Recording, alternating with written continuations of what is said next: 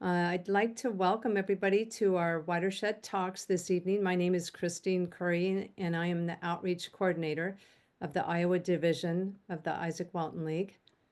And this evening, we have the privilege and opportunity to meet with Jodi Reese, who is heading up the Nishnabotna Water Defenders. And this evening, we're going to be talking about fish in the Nish. And 1 year later, this has been an interesting situation in the Nishnabotna watershed. Last year, we had watershed talks with a couple of individuals from that area, Joey Norris and Samantha, who are working with Jodi right now, and they have formed this organization to inform the community more about what's taking place. We have a couple of other experts that are joining us this evening that have been involved with this since last year. And so we're going to take a little dive into a little bit of the history of it. Jodi, I'm going to introduce Neil Hamilton right now because I don't know, I promised him that he wouldn't have to stay on all night if he Oh, and, so we're going to let him just give us a little bit of a background. He is one of the leading authorities on environmental agriculture law. And so he's been involved with advocating for this situation and wrote a letter that was hand delivered to Director Lyons at the Department of Natural Resources. And anyway, I'll let him have the stage now because he will be able to explain it much more in a digestible way. Well, thank you, Christine and Jodi. Great to see you and look forward to hearing your comments. And just as a brief recap, many of you may be familiar with this, but of course, the spill happened 13 months ago, over 13 months ago now. And, I grew up in Southwest Iowa, not far from the Nish. I don't live on it, but I managed to fall in it once or twice when deer hunting. I also wrote a book called The River Knows, and so have a strong interest in the rivers. And when the spill happened last year, I was looking at Iowa law and thinking about, well, what could we do? And there's a provision in the Iowa Code that says 25 citizens or more can write a letter to the director of the DNR asking her or him to do an investigation.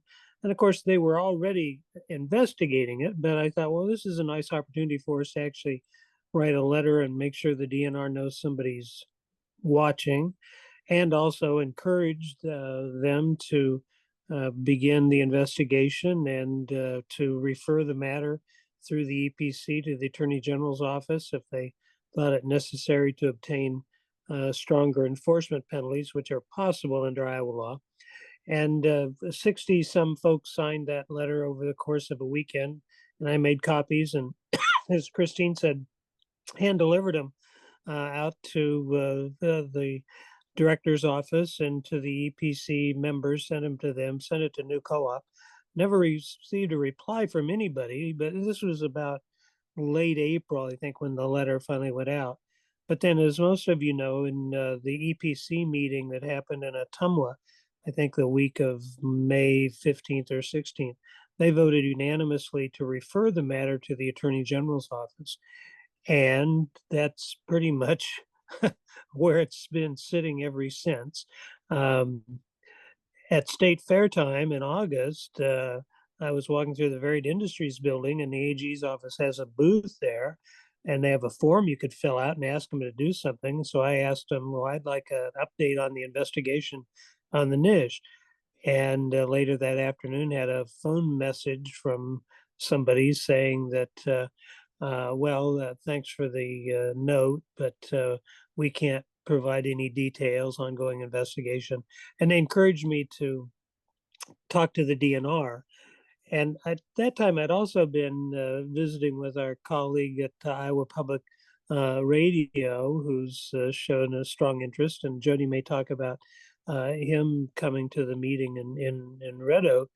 And the response you get from the DNR, because I did contact them, was, well, now that we had referred it to the Attorney General's office, we're out of the picture. At least the lawyers are out of the picture because the enforcement's now in the AG's office. And so that was at the end of August.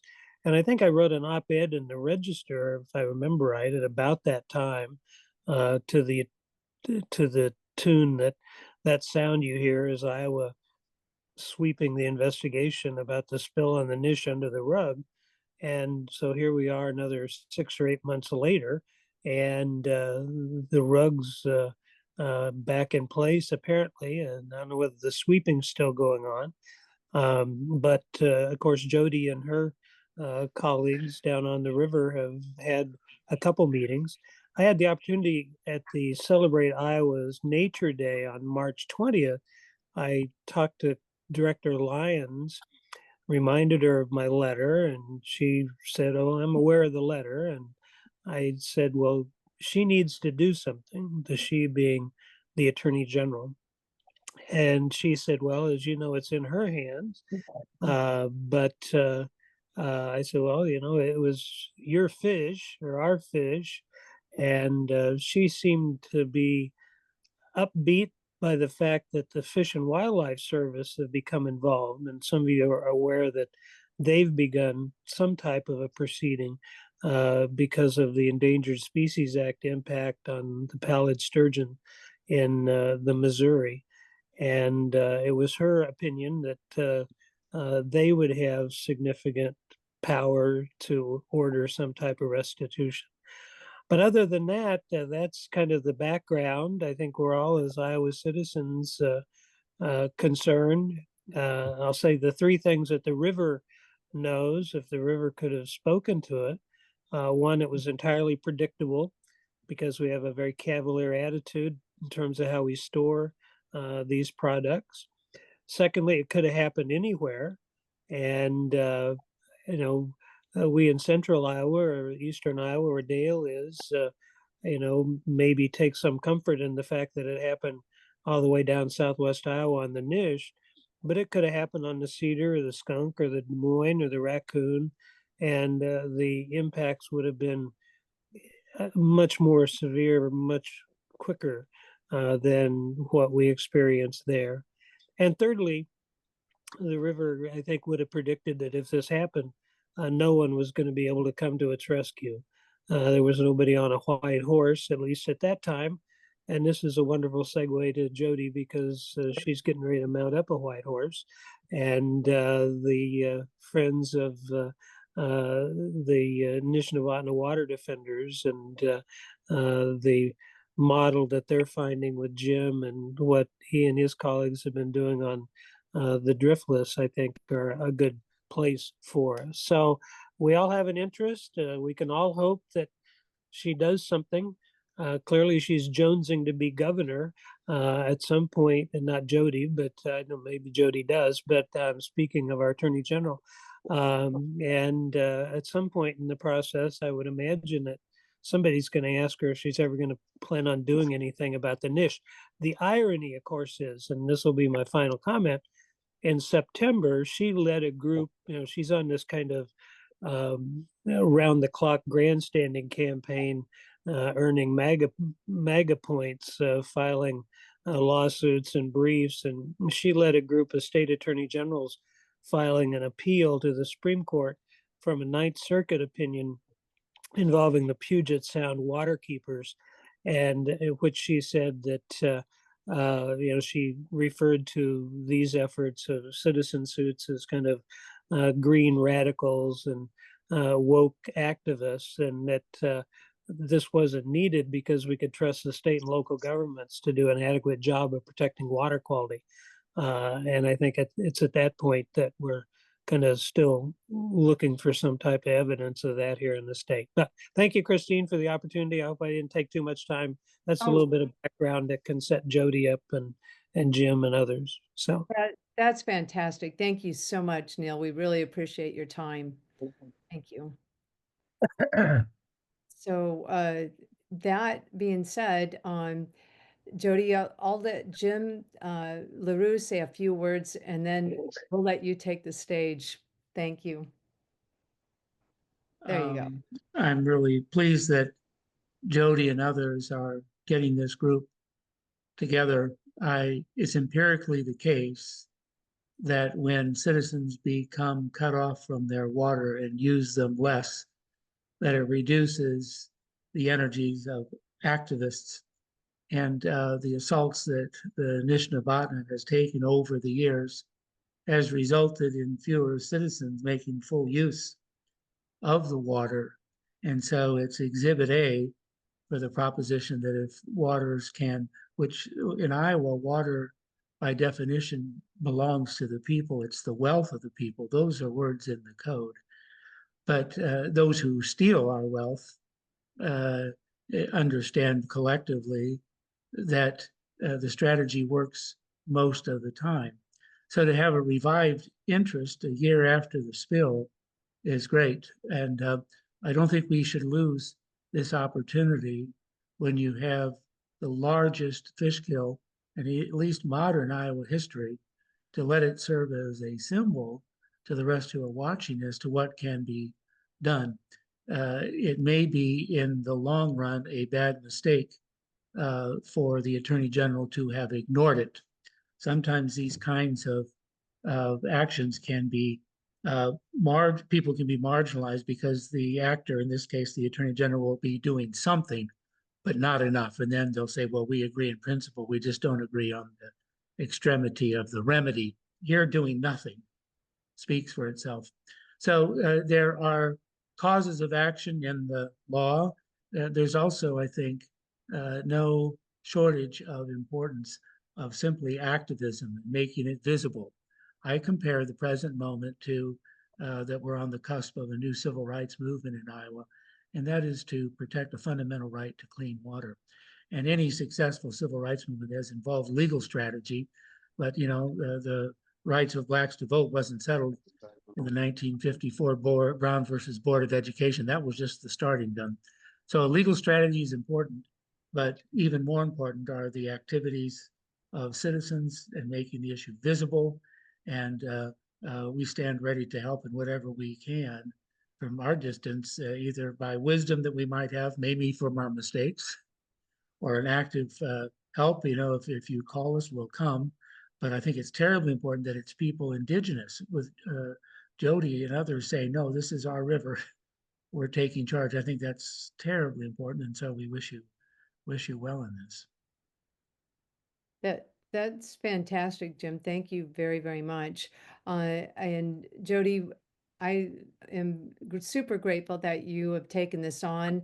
You are not a native Iowan, so I'd love for you to share just a little bit about who you are and about your background and why this is so important to you to work with others who were at the forefront of this last year. And then I would definitely want to give Heather Wilson, our Save Our Streams coordinator, a few minutes too. She was with us last year and discussed the advocacy and the importance of our nitrate watch and our chemical assessments of, the community science projects on the ground. So thank you, Jodi. Yeah, sure. Thank you. I am just one representative from our group of 7 board members, and we've decided we really need to divide and conquer our message and the tasks, and I took this one on today, so I'm really grateful for everyone that's here. I'm Jodi Reese. I am actually a native Oregonian. I came to Nebraska because my dad worked for Union Pacific Railroad, and the headquarters is in Omaha. I have always loved nature and all things living and all creatures. My professional background is I'm a family nurse practitioner, and I really value the way that we take care of our body, and that is our water. And it is sacred, and our food is grown in the soils, and that is the way that we treat our health. And that includes physical, mental, spiritual, and it's the health of our entire community. And we are all connected, and we are connected in these ways. Terry Langen, who is a co-president of the Nishnabotna Water Defenders, is my partner. And we 2 years ago decided to move back to the Midwest after we were traveling because we were having a grandchild. So that was a good motivation to get back. And we live now in Griswold, Iowa, which is actually 15 miles from Red Oak to the north, and we're 15 miles south of Atlantic. So we're kind of right in the middle. Griswold is on actually the East Nishnabotna. We are now stewarding land and hoping to grow food for people in a healthy way, focusing on conservation and building community around our health. That's essentially me in a nutshell. That's beautiful. That's just really well said and so needed here in Iowa, because we do not feed the world. We don't even feed the people in our state. So we need people like you on our landscape. Thank you. Did you want Heather to speak a little bit and then?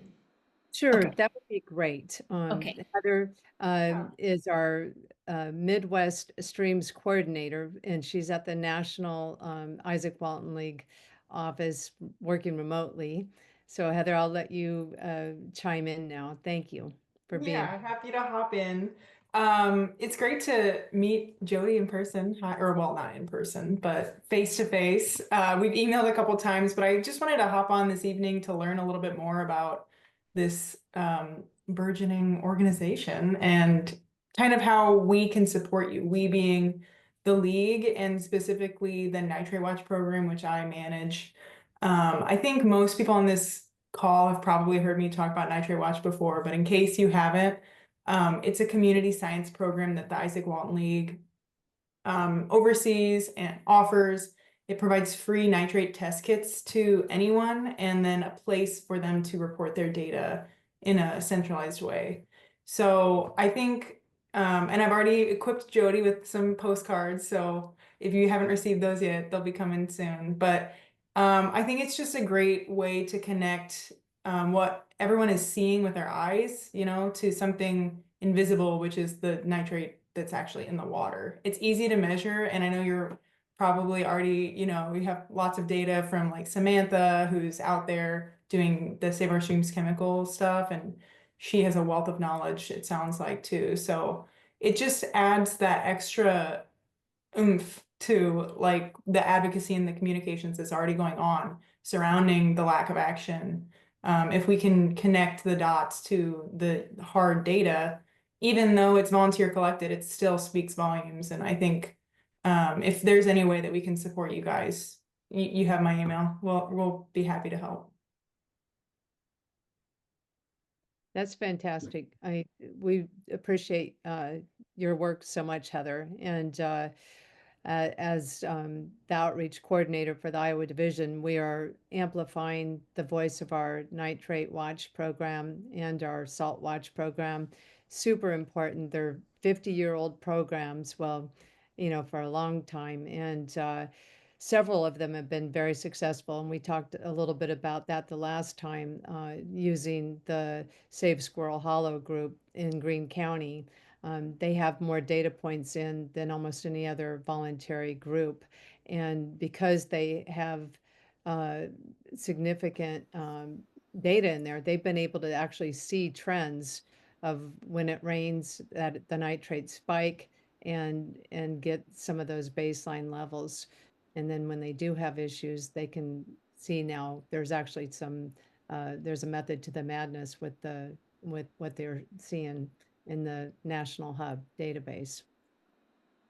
If I could say something, we feel that this water testing, the nitrate testing, is fundamental. And I have a limited frame of reference, but when I think of the new civil rights movement that I think we're on the cusp of, I draw analogies from the campaigns in the 1950s and 60s in the Deep South to get the campaign to vote, another fundamental right. But just as teaching people how to vote was terribly transformative and a way of creating community, I think this testing is like casting the right to vote. On the 17th of May, over in Decorah, we're going to hold our first public school for clean water, and the core of the curriculum is going to be water testing. In fact, people will be taught water testing on the nearby South Bear Creek. And depending how that goes, I see every possibility of intersecting with Heather's program or otherwise. But the taking people, there's a huge spectrum of people, what knowledge they have or what level of confidence they have to talk about water pollution. And to give them this tool is what we think to be potentially transformative. So you have us sold in terms of what to do. We want to be a part of community science. And actually, we have some fledgling lawsuits where having accurate testing is going to prove to be important as a forensic tool. And we're trying to explore how best to do that in a way that not only helps the public to understand the importance of this pollution, but also to do it in such a decent way that it would be allowable as forensic evidence in a court of law where one is trying to demonstrate that there is ongoing pollution and not just the incident that the DNR chose to investigate. So we look forward to working with others, and experiences that we have, either they're good experiences or bad experiences, we'll share them, because I think in Iowa, to have this tool as a consciousness raising mechanism could be transformative. We'll see. That's fantastic. Mike Delaney has his hand up, and Mike. Yes, Christine, I have a lot to say, so you'll probably have to cut me off. Okay, we'll let you. You have some good things to say, so Well, I hope so. happy to have you here with us. I've got some context stuff, and I don't know if I can get this organized. I'm just making a few notes here. But first, I want to say that I know that Larry Grill is on this call, and Larry's from out west. He's in the Missouri side of the Iowa watershed. I don't know if he's a regular on the Watershed Talks or not, Christine, but I know Larry, and he's in Schleswig, out west there. We have Tim on from Decorah, and Right. there's a gentleman on from Council Bluffs. So we're spread right across the state, and then we've got Tanya down in Florida. So pretty nice to see the geographical distribution of the people that are on this call today. I think that's great. Fantastic. I'm excited about this effort on the west side of the state for a lot of reasons. And I guess I feel like I'm in a situation to try to exploit that situation that we've got on the Nish. Because as Jodi knows, and many even know, I started the Raccoon River Watershed Association 20 years ago, and Jodi and Terry both attended our 20th year celebration of that up at the Hotel Piatti this past weekend. And it's been a kind of a lonely fight, even though we're on a river that supplies the drinking water for 500,000 people. It's hard to get any improvement in the state of Iowa. Today, I heard Larry Weber from the Hydrological Institute over at the University of Iowa talking on river to river. And Larry is, in a position to know as much as anybody, along with Chris Jones, about the condition of the water in the state. Correct me if I'm wrong. I think Neil's still on here. I think he might be able to correct me if I make a mistake here, but Larry said that when the nutrient reduction standard was approved and initiated with the involvement of Iowa State and the University of Iowa, the goal of that effort was to reduce the nitrogen and phosphorus loading of our waters by 45%. And instead of that, I can't tell you how many years ago that was. Neil might have that number too. Seems like it's 10 years ago or so.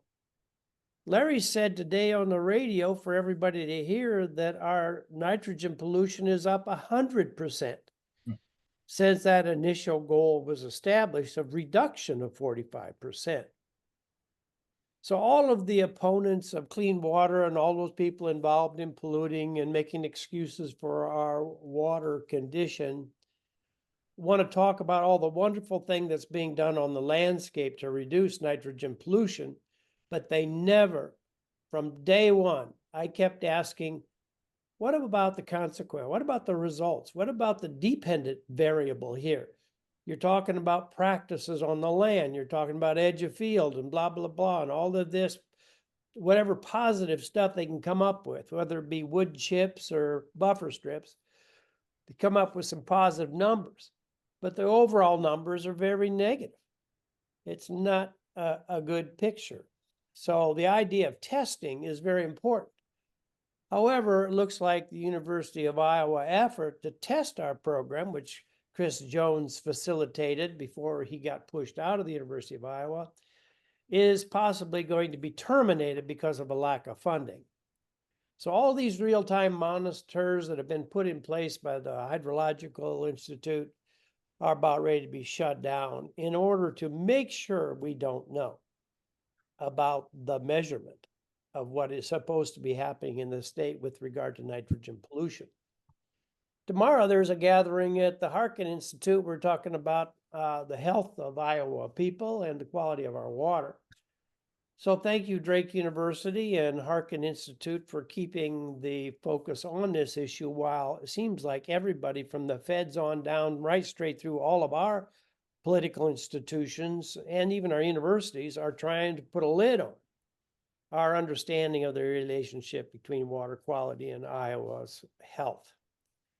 So it's kind of sad, that big picture, but here's the positive, thanks to Jodi and Terry and some people that are willing to step up over on the Nish. We have a disaster that nobody can miss, killing 50 miles of life in a stream, in a river that drains a couple thousand square miles? Is that, what is that number? I forget the number, but it's a very large watershed. That catastrophe is not to be ignored. And our friends, including Neil and Jim and Tim and others, are trying desperately to keep the light on this particular disaster. It could use a little more national attention, I think. Maybe the Ikes can help with that. We have a history that also can be exposed by way of the Nishnabotna, because it runs in the Missouri. And the Missouri has been ruined. A major water, the second largest, I guess, waterway in the United States has been ruined by the Army Corps of Engineers and by a whole lot of interest groups who want to keep, planning on the floodplain and deepening that river and generating even more energy in the Missouri. So we got downcoating, and Chris Jones did a wonderful job talking about that recently at the Nishnabotna gathering in Red Oak. Chris went through that whole thing beautifully, very well. A lot of people in attendance. So what we've got, Larry Grill knows all about this. Over in the western part of the state of Iowa has been throwing millions and millions of dollars at trying to fix the damage that's being done by the Missouri River to all the waterways that run into the Missouri. So we've got bank erosion, down cutting, head cutting, bridges falling in, buildings falling in the river, soil being lost because of the damage to the Missouri River, which probably can't be fixed. But it is an issue that people know about now and can be used to try to draw more attention to our mismanagement of our water and our waterways. So sorry, Jodi, Terry, I just want to take advantage of that situation by exposing our poor water management in the state and trying to draw attention. Now, this administration is not going to do anything. This legislature is not going to do anything, but hopefully the public will rise. And Jim LaRue is the right guy to lead that kind of insurrection to bring attention. You like that? Mike's, he's laughing. Insurrection. Yeah, that's good, Mike. Let's let, I know Mike has his hand up too, but we want to get back to Jodi, just about what their goals are and what they've been working on. They've had their first meeting, and I would just like to give her the floor just so we can Perfect, get her because I'm perspective. finished. Thank you, Christine. You Thank you all. did, Mike is our conservation director for Iowa, and we are super blessed, and he's been absolutely super supportive, and he's been down on the floor or down on the ground with Jodi and her groups and has made the long trips around, and we're grateful for that. Mike, just give you a real quick minute, and then we'll get back to Jodi, and then we'll have some discussions after she shares her thoughts. Yeah. Thank you, Christine. Mike Carberry here, and I am currently serving as the vice chair of the Iowa Democratic Party's Climate and Environmental Caucus. And we have an opportunity. Something just happened this last week that is an incredible opportunity, political wise. We have a governor that just decided not to run again. So there's going to be an open primary for the next gubernatorial GOP candidate. And we're going to have an open primary on the Democratic side. Now, Rob Sand is probably the chosen one, and he is an outdoorsman, does a lot of bow hunting. But we need to hold feet to fire on this issue. Water quality issue has to be front and center on the next election. 63% of Iowans don't want CAFOs. 80% of them or more want clean water. This is an issue that needs to be on the ballot, and we need to hold our elected officials accountable. And I could talk about this forever. Thank you, Mike Delaney. Thank you, Izaak Walton League. Thank you to the defenders, whether they be in the Driftless or the Nish. I love you all. I'm a water defender from way back. I grew up in the state skinny dipping, and I haven't been in an open body of water in this state in 15 years. I know this is a horrible thought in your mind, but I want to go skinny dipping again. I want to go back into the waters of Iowa, and I haven't been able to do it. So let's get to the point where we can all go back into the water. Thank you. Yeah, and in Mike, it is this is a bipartisan issue, and we've got to get everybody back on this. We have a lot of Republicans involved with the Izaak Walton League. I have some Republican friends, and we need everybody to fight for this. So we've got to hold everybody accountable, and everybody has to start stepping up to the plate for this. So it's not just the Democrats, it's the Republicans, it's the independents, it's the people of Iowa. Okay, Jodi, back to you. Thank you. Great. Oh, I love this. I thought if y'all talk the whole time, then I would just, I'm here taking notes on the day that I'm presenting. So that's wonderful. So unfortunately, I made the most fabulous PowerPoint slide that I can't show you, and it's far too big to email to Christine. So you have to just trust me. But I'm gonna just flip over to that so I can read my notes while I visit with you here. So we already talked about sort of the demographic data of the watershed. I have found that it was 1.2 million acres or 1,600 miles in total, consisting of several small communities, and it's in 10 counties. It's split into two rivers, east and west, and it's been heavily channelized. 75% of the lower 100 miles have been straightened. The West Nishnabotna is the most physically altered river in the state. It has 15-foot banks and no riparian zone. In 2013, it was a high priority for the Iowa nutrient reduction strategy. And I also thought this was really interesting. Of all of that abuse that this West Nish has taken, it's the only designated water trail in the state. So I think we're pretty clear on the spill. Neil gave a wonderful overview of that. I've gotten that speech down pretty well now that we're talking to a lot of people locally, just filling them in on it.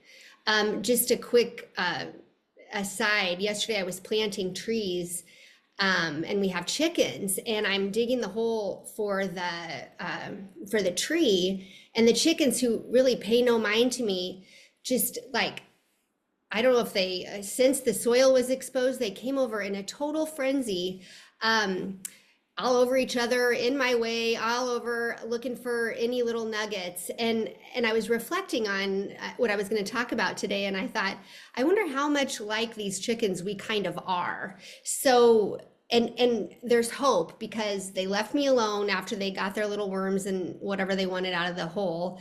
And I planted all the trees, and then later they came back in a much more calm way to investigate what was going on.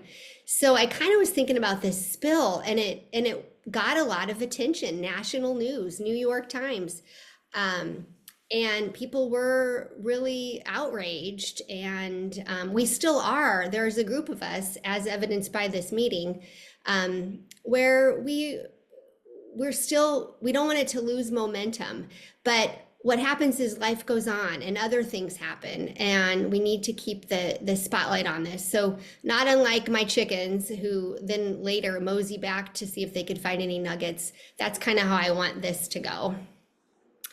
I wrote that we have had a very brief history. And when I was going over our timeline of the inception of this group and how we got started, I was shocked at really how short it's been. So many of you are familiar with Denise O'Brien and Larry Harris, who Terry and I were able to meet pretty early on when we were trying to build a community when we came here. They're from Atlantic, Iowa. And Jim LaRue knows Denise. So he was calling after he had started the Driftless group, wondering if we could start a group in the Nishnabotna watershed. And Denise has her plate pretty full, and she knew Terry and I and asked us if we had any capacity to start this group. On February 18th, we actually had a phone call with Jim LaRue, just talking about even proposing the name, maybe Nishnabotna Water Defenders, and kind of talking about how we can proceed from there. And Terry and I were very, very motivated, have fresh eyes, actually, when we came to Iowa to see what was going on. So actually that same day, which was February 18th, we had been invited to a meeting where Jess Piper was speaking. And I think the big theme of how we've had some success, but we've only been not even 2 months. It's been that it pays to know people who know people. So we went to this meeting that night, February 18th, with just a notebook and write your email down. We crashed this talk and asked if we could explain what we were wanting to do. So we got a list of emails, and Seth Watkins was there. And he is a major connector, as you know, as Mike Delaney. One of the things we needed to do was to see if there was any will to form a group to speak for the water in our area. So we quickly planned that for March 2nd. Jim came. We had not only Neil was there, Mike was there, but John Wanamaker of Iowa Public Radio was there. And we just started gathering this momentum and connections. They did decide that there was some energy and resolve to proceed with the group.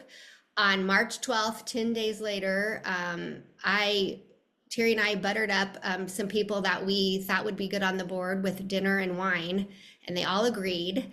So we had formed a board of 7 people. Denise and Larry are on it. You've met Joey and Samantha, and then Terry and I, and Vicki Nordskog of Atlantic, who is actually our treasurer, which I think is the most important job. And what we have is just a variety of skill sets and ways to connect with people in and amongst our group. We have 3 generations represented in our group, and I think that's really important. Jim quickly jumped on us in our paperwork, and on the 17th of March, we actually had a 501c3 formed. We had right away our first action, which was brought to our attention by Chris Jones via his Substack. Some of you may know about the alum treatments that the DNR wants to do in 2 lakes in Iowa, and they both happen to be in Southwest Iowa. So Jim actually wrote about it on his Substack, and they don't give you a lot of warning when they announce those public meetings. So we quickly organized. Chris Jones agreed to have an education meeting with us and some other people that from the public to teach us about the history of the lake in Iowa, what this alum treatment actually means, and why it's really important to speak up. And what it really is about is that the taxpayers are paying for the treatment, but the root cause continues to not be addressed. Before that meeting, Denise wrote up a document on how to give public testimony, which I thought was wonderful, and it was a great resource. And we were able to have representation at both the Creston meeting, which was Green Valley Lake, and the Harlan meeting, which was Prairie Rose Lake. Not a lot of people from the public, but we let them know how we felt. They asked our questions, we asked our questions, and met a lot of people from the DNR. Not long after that, we had our very first kickoff meeting with Chris Jones as the speaker. This actually had already been in the works because he was on a tour speaking and had reached out to Southwest Iowa Indivisible. And we basically just tagged on to their meeting, got the YMCA, and Chris did his talk. And there were 60 people in attendance and about 30 others, I think, that stayed for our meeting. It was a big ask. It was like 3 hours on a Sunday afternoon to have people come. But we had him as Jim had suggested we have a big draw for our first meeting right out of the chute. Our board had met several times for planning, and we had decided what we wanted to do was facilitate a brainstorming session about how we could listen to what the people have to say after listening to Chris, and what their concerns were and what their motivation was to move forward. So we really got a wonderful list of questions and thoughtfulness from Red Oak, specifically the site of that spill. They wanted to know about how many communities got water from the Nishnabotna River, how many wells were impacted, what about the aquifers and the floodplain, more questions about the wildlife and the flora and the fauna. They started developing some interest on water testing. So Samantha was able to answer questions about that and promoted nitrate watch. I've talked to Samantha about this, and Heather can maybe weigh in a little bit more, but because some of our creeks and access to test the Nishnabotna have been so manipulated, not all of them are very safe to get water samples from. So that's just an aside we can maybe talk about later. The other thing they wanted was to engage with the new co-op for transparency. That co-op had only taken over 6 months prior to this spill, and they have said nothing, no public statements, nobody, people are, the farmers are a little dissatisfied with the service, and there was an idea to engage the new co-op for transparency, leveraging their dissatisfaction of the farmers with the service and the prices. What I've heard is there's just really no other co-op. The next closest one is like 30 miles away.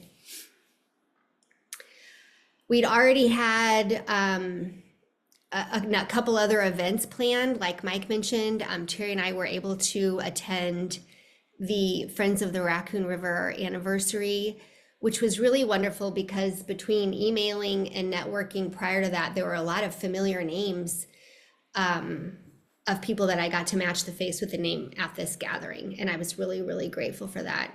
That was just on Saturday. And then on Sunday, we went straight to Shenandoah.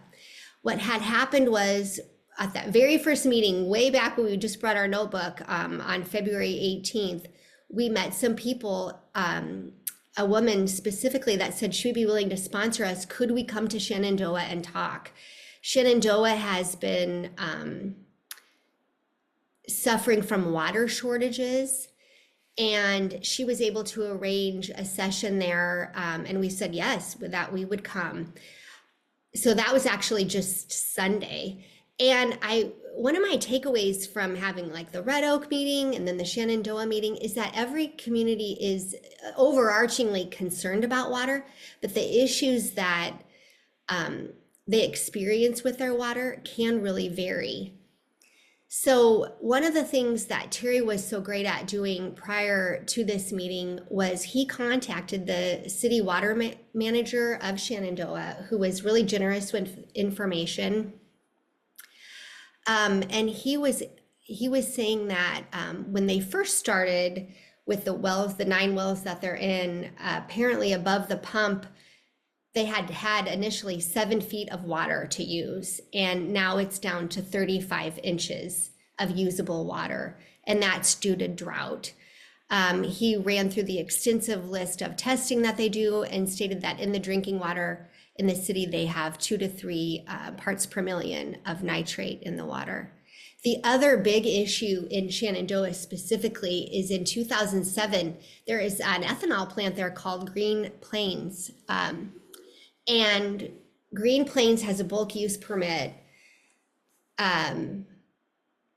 for 3 million gallons per month. Yeah, you need the bulk use permit. I'm learning so much. If you use 3 million gallons per month or more. Green Plains uses 110 to 280 million gallons per year of water. So actually in total, that's 40% of the total water use for all of Shenandoah. So we were able to present this information to the citizens of Shenandoah, and they didn't know this information. Our other objectives when we went to talk was to see if anyone had specific standing and to encourage people to become members, because building our standing is really important, and maybe Jim can speak to that a little bit too. We also are looking to network. So the Nishnabotna, the watershed is big, like we talked about, and we don't know people all over the place. So what we're hoping is to continue to use this gift that we have of making connections and knowing people who know people so that we can get into other communities.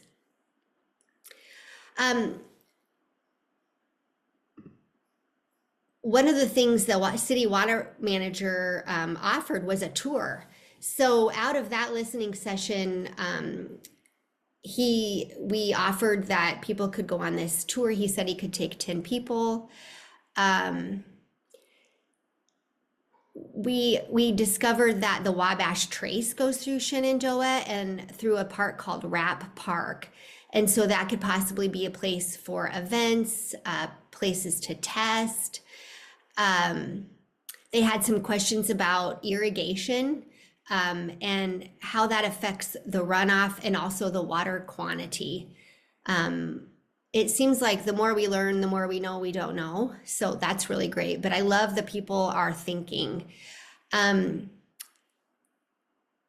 One other thing that I thought was really interesting that came out of our discussion here was it was in a Presbyterian church, and the Presbyterian, they have a year-long women's Bible study, and they shared their notebook with us, or their workbook, and they're studying actually climate change. And in lesson number 4 is about water justice. And they're identifying that God calls to care for our neighbors and for all creation. And so this book is based, it has some, scriptural basis, but also like some real actions and what people can do. So I see an opportunity moving in, not only in this church group, but in rural communities. It's very faith-based, and this seems like a positive way to move. We also really want to start engaging young people. And in Shenandoah, they have 4 parishes that create like one youth group. So we're looking at, some ideas for generating interest and working towards advocacy and action. In that way, working towards advocacy and action, we have a list of things and some goals and some ideas for how we can get people engaged on many levels in many ages. And maybe this group can also help us with this kind of thing. Some of the ideas that we've heard are to develop questions for water department representatives and city officials. What are good questions to ask to see if those candidates or those people really know what's going on with the water, and what is their long-term plan? We want to train, they wanted to know if we could offer some training on how to help just a regular person recognize if there are any possible violations being done that are reportable, like to the DNR. When you really don't know what to look for, you don't know what to report. So I thought that was an excellent idea. Increasing presence at city council meetings, soil and water conservation meetings, town hall meetings. Again, back to Denise's wonderful worksheets about how to make a public comment. Calls and letters to decision makers, and ways that we can grow our membership. For our membership, we decided to make it a free will offering donation with a suggested amount of $25 per year, but we certainly don't want that to prohibit anyone from joining us in this way. I actually pulled over on the side of the road today, speaking of reporting violations, about 5 miles west of us. They are digging up the soil under a bridge. They're lighting the trees on fire. There's all this heavy equipment, water flowing. I pulled over, took some pictures, and asked what was going on. And they said there was a bad bridge, and they were putting in a culvert. And it's so steep, and obviously there was all this heavy equipment, but it was really curious. I might go back there with my nitrate test strips and stick one in the water, because it's all stirred up. I'm very curious to see what's going on over there. We definitely have had our fair share of challenges, and these will probably not be new to this group at all. We're recognizing our own lack of skills and knowledge and time. I did see that our friend Andrew is on this call. He has been a wonderful, I don't know, a helper, professional person to help us get our website started. He's helped with press releases. Our local newspaper here has formatted our cards and our brochures. You have to use your resources. I have this saying that smart people go to the experts, and I'm a smart people. So that's been really wonderful to just network in that way. So some of our challenges are, like I said, lacking our own skills and knowledge and time. It's getting to be a busy time of year with planting and things like that. So we're going to really have to pay attention to that while we still keep our momentum. Sparking interest, getting people motivated to get involved, finding water champions within the watershed, different cities up north and east and west, that we can be in a coalition with and collaborate with. We are perceived to, I've heard this, be like anti-farmer, or that this is a political issue. And I know this group knows differently, but that is for sure a barrier. And also money for operating expenses is a challenge. We're working through that. So we have some ideas for garnering momentum. Recreation users for sure, just like Mike had mentioned about skinny dipping in the river. You know, people who like to fish, boat, camp on the sandbars, birders, those people have a vested interest in the health of the river and the watershed. Engaging younger generations through messaging, education, bringing testing supplies to their meetings at 4-H or the Scouts or FFA. Like I said, the youth group earlier, but we just want to continue to stay curious as a group at the core board and listen, because you can learn a lot when you listen. You can also learn a lot when you look around. So after that meeting in Shenandoah, Terry and I went to El Patron, the Mexican restaurant there. And as we were leaving, there was the community billboard, and our sheet was up there. It wasn't the first thing I saw, but our upcoming events for the Nishnabotna Water Defenders was on the board. But the other thing I noticed right away was there were 4 different colorful, really professional advertisements for different events going on at the library. And in our discussion with that small group of people at that Presbyterian church, the library never came up as a way to engage an audience. And actually on that board, they had an Earth Day event where they were planting, they were going to do some planting.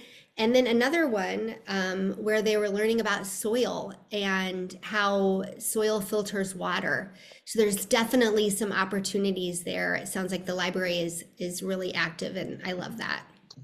So moving forward, what we're hoping to do is work with the NRCS. They have that rain simulator. We have an event coming up May 3rd that we were hoping to in Sydney, where we thought maybe we could get the rain simulator or some other tabletop activities or events to draw in families and start teaching people about water conservation impacts, and maybe bring our brainstorming board there and start hand-billing people at these events where we could table. We want to have some fun, like have some cookouts, possibly an art show, engage journalism students, maybe a media intern. I know that teachers are beginning to think about their curriculum for next year. I want to send out a letter to maybe the high school science teachers, offering testing or maybe a speaker, a guest speaker position for a day or something. Teach water testing and really get community scientists in touch with the water and thinking about what's happening around them and looking through that lens, as opposed to the many other distractions that we have. We decided that it would be more impactful for us to go to city days events, such as like Red Oak Day, or as opposed to trying to table at a county fair, which is like a week long. So show up to those kind of things, choose wisely, because like I said, we're limited. When we grow our membership, maybe we can have a lot more participation. We have batted around the idea of putting up a billboard in Red Oak, which is, I think, a really good idea. I'm not sure where we're at with that. It's going to probably cost a bit of money, and to make it really impactful. We want to connect with other environmental organizations and community groups. statewide and locally. Drake did a study for the Nishnabotna, and I want to haven't had a chance to speak with Claire. She was at the Raccoon River event. I'd really like to get her research and share it locally.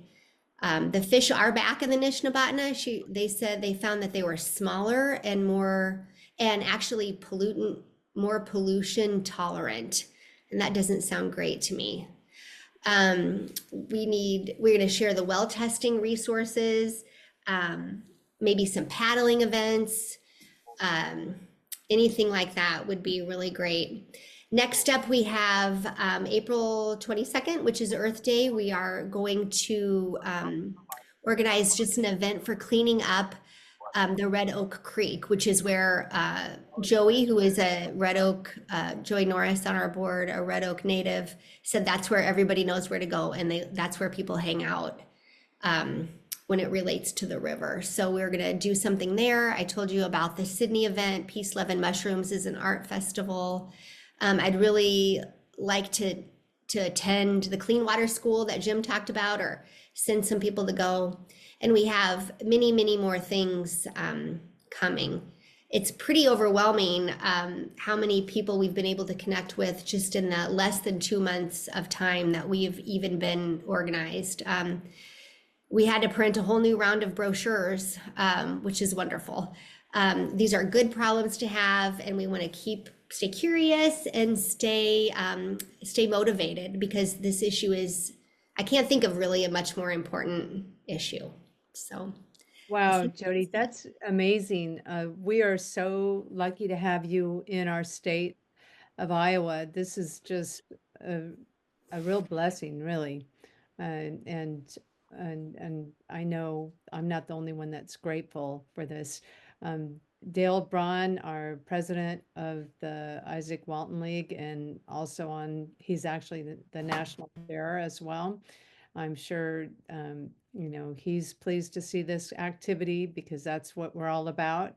And Heather, I'm sure, is thrilled, because this is what we do too. We want to support people like you and get more people engaged, and that's our mission.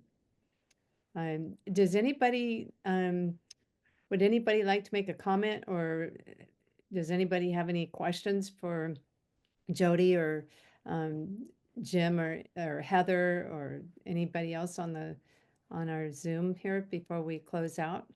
I'll be very brief. Jodi, best of luck with your efforts. I mean, it's a big chore. It sounds like you got a good group of people there to work with, and you've certainly got a lot of experienced people willing to help you from around the state. So I wish you the best of luck with your group. The Ikes are here to help support you in any way we can. Just let us know, and let me know, let Christine know, and we'll try and help you out.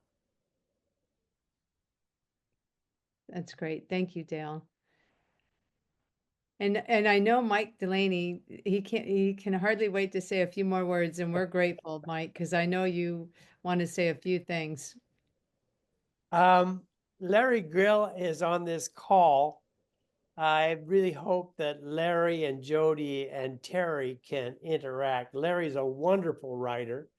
He's interested in archaeology. He does a newsletter for the Izaak Walton League chapter there in Schleswig.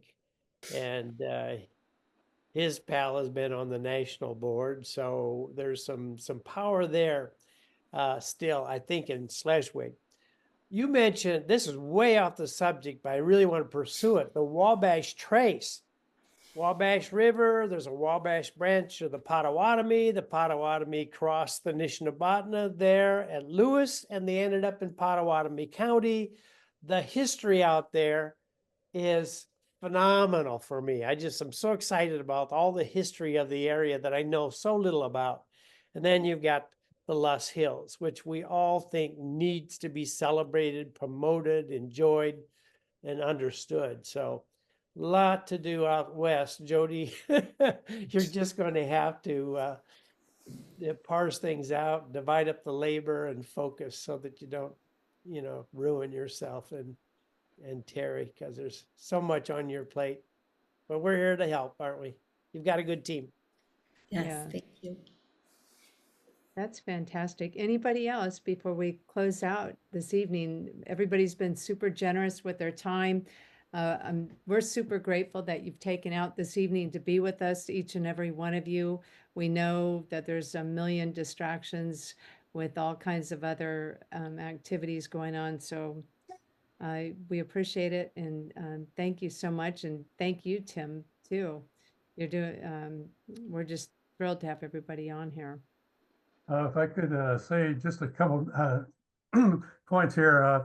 I really appreciated the work that is being done on the Nishnabotna there, and would very much like to support it. I was actually going to sit quietly back and listen until Mike got going here and mentioned my name several times, so I thought I should be saying something. One of the things I would like to mention for just a minute is that you mentioned the Lust Hills, and the Lust Hills Prairie Seminar is one of the major conservation and environmental events in this part of the state, and it's going to be held on June the 1st this year. We have about 50 mini seminars that are held over one weekend, and all of the activities are free of charge, and it's open to the public. And if you'd like to find more about it, you can check out the email for the Lust Hills Prairie Seminars. It is one of the things that the Izaak Walton League does help sponsor through their local chapters in this area. Yeah. Good. Great. I'm glad you spoke up, Larry. Thank you for sharing that information. That's great to know. All right, everybody. I guess we'll close out. Thank you so much again, Jodi. It was a real pleasure having you with us this evening, and we'll for sure get an update as time moves on. And please keep us posted if you have anything special going on. We'd like to share it out too. Thank you so much for your attention. Sorry about my PowerPoint. We should have had the younger people do it. You were fine. Hey, It's great. hey, this is Terry. I just wanted to say thank you very much and great job, honey. Oh, thanks. It's been a great pleasure to meet y'all and to be here and to work with you. Looking forward to it. Yeah. I do believe, and I'll just end with this, like we have really deep gratitude for all the connections, and that this path you've paved the way here for us to be where we are already. So deep gratitude. Keep the good work going. Ditto. Have a beautiful week, everybody. And Thanks, Christine. again. Bye-bye. Bye-bye, everybody.